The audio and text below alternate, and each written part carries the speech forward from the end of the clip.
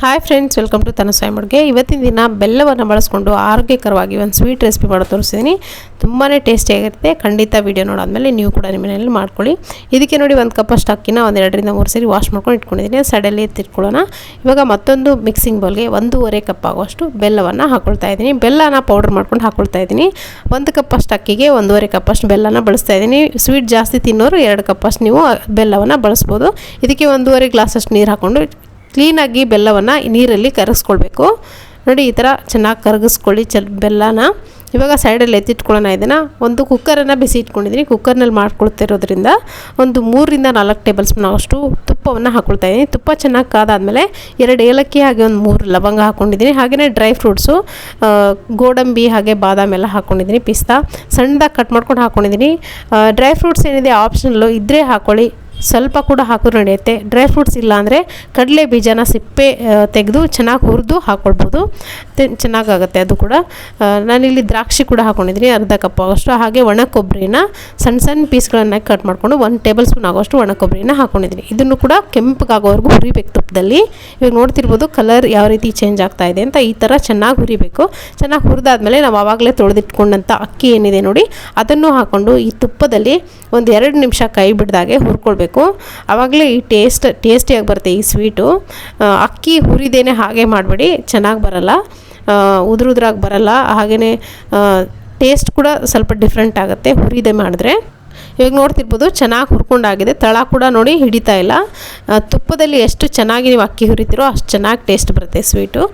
ಇವಾಗ ನೋಡಿ ನಾನು ಎಲ್ಲೋ ಫುಡ್ ಕಲರ್ ಹಾಕ್ಕೊಳ್ತಾ ಇದ್ದೀನಿ. ಇದು ಆಪ್ಷನಲ್ಲು, ಬೇಕಿದ್ದರೆ ಹಾಕ್ಕೋಬೋದು, ಇಲ್ಲಾಂದರೆ ಬೆಲ್ಲನೇ ಚೆನ್ನಾಗಿ ಕಲರ್ಫುಲ್ ಆಗಿರುತ್ತೆ, ಹಾಗೆ ಕೂಡ ನೀವು ಮಾಡ್ಕೋಬೋದು.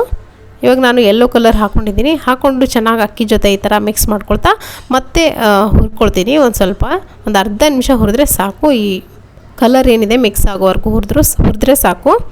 ಆಲ್ರೆಡಿ ಹುರಿದಿದ್ದೀನಿ ಅಕ್ಕಿನ.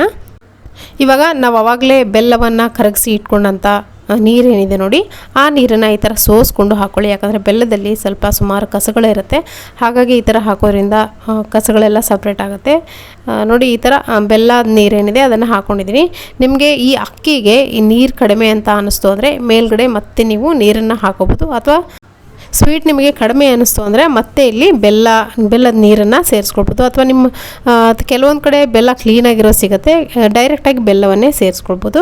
ಇವಾಗ ನೋಡಿ ಚೆನ್ನಾಗಿ ಮಿಕ್ಸ್ ಮಾಡ್ಕೊಳ್ತಾ ಇದ್ದೀನಿ. ನಾನು ತಗೊಂಡಿರೋಂಥ ಅಕ್ಕಿಗೆ ಇಷ್ಟು ಸಾಕಾಗುತ್ತೆ ನೀರು. ನಾನು ಬೆಲ್ಲದ ನೀರಲ್ಲೇ ಕಂಪ್ಲೀಟಾಗಿ ಮಾಡ್ಕೊಂಡಿದ್ದೀನಿ. ಇಲ್ಲಿ ಮೇಲ್ಗಡೆ ಮತ್ತೆ ನೀರು ಹಾಕಿಲ್ಲ. ಒಂದು ಅರ್ಧ ಗ್ಲಾಸಷ್ಟು ಮಾತ್ರ ಹಾಕಿದೆ. ಸ್ವಲ್ಪ ನೋಡಿ ಏಲಕ್ಕಿ ಪೌಡ್ರ್ ಹಾಕಿದ್ರೆ ತುಂಬ ಚೆನ್ನಾಗಿ ಫ್ಲೇವರ್ ಬರುತ್ತೆ. ಏಲಕ್ಕಿ ಪೌಡ್ರ್ ಕೂಡ 1 ಸ್ಪೂನ್ ಆಗೋಷ್ಟು, 1 ಟೀ ಸ್ಪೂನ್ ಅಷ್ಟು ಹಾಕ್ಕೊಂಡಿದ್ದೀನಿ. ಹಾಕ್ಕೊಂಡು ಚೆನ್ನಾಗಿ ಮಿಕ್ಸ್ ಮಾಡಿಕೊಂಡು ಕುಕ್ಕರ್ ಲಿಡ್ಡನ್ನು ಕ್ಲೋಸ್ ಮಾಡಿಕೊಂಡು ಇದನ್ನು ಒಂದು 2 ರಿಂದ 3 ವಿಷಲ್ ಕೂಗಿಸಿದ್ರೆ ನೋಡಿ ತುಂಬ ರುಚಿಯಾದಂಥ ನಮಗೆ ಜರ್ದಾ ರೈಸ್ ರೆಡಿಯಾಗುತ್ತೆ. ತುಂಬ ಟೇಸ್ಟಿಯಾಗಿರುತ್ತೆ. ಬೆಲ್ಲನ್ನ ಅಂತ ಕರೀತಾರೆ, ಗುಡನ್ನ ಅಂತ ಕರೀತಾರೆ. ತುಂಬ ಟೇಸ್ಟಿಯಾಗಿರುತ್ತೆ. ಇದು ಎಸ್ಪೆಷಲಿ ಪ್ರಸಾದಕ್ಕೆ, ದೇವಸ್ಥಾನಕ್ಕೆ ಹೋಗುವಾಗ ಪ್ರಸಾದ ಏನಾದರೂ ಮಾಡ್ಕೊಂಡು ಹೋಗಬೇಕು ಅಂದ್ಕೊಂಡ್ರೆ ಇದನ್ನು ನೀವು ಮಾಡ್ಕೊಂಡು ಹೋಗ್ಬೋದು. ಅಥವಾ ಮನೆಯಲ್ಲಿ ಯಾವುದಾದ್ರೂ ಪೂಜೆಗೆ ಪ್ರಸಾದ ಯಾವಾಗಲೂ ನಾರ್ಮಲಾಗಿ ಮಾಡ್ತಿರ್ತೀರ, ಕೇಸರಿ ಬಾತ್ ಅದೆಲ್ಲ, ಇದನ್ನು ಕೂಡ ಒಂದ್ಸರಿ ಟ್ರೈ ಮಾಡಿ. ತುಂಬ ಚೆನ್ನಾಗಿರುತ್ತೆ, ಟೇಸ್ಟ್ ಕೂಡ ಚೆನ್ನಾಗಿರುತ್ತೆ. ಮನೇಲಿ ಎಲ್ಲರೂ ಕೂಡ ಇಷ್ಟಪಟ್ಟು ತಿಂತಾರೆ. ಪ್ರಸಾದಕ್ಕೂ ಕೂಡ ಯೋಗ್ಯವಾದಂಥ ಒಂದು ರೆಸಿಪಿ. ಖಂಡಿತವಾಗ್ಲೂ ಈ ರೆಸಿಪಿ ನಿಮಗೆ ಇಷ್ಟ ಆಗಿದೆ ಅಂದ್ಕೊಳ್ತೀನಿ. ಇಷ್ಟ ಆಗಿದ್ರೆ ಒಂದು ಲೈಕ್ ಮಾಡಿ. Thank you.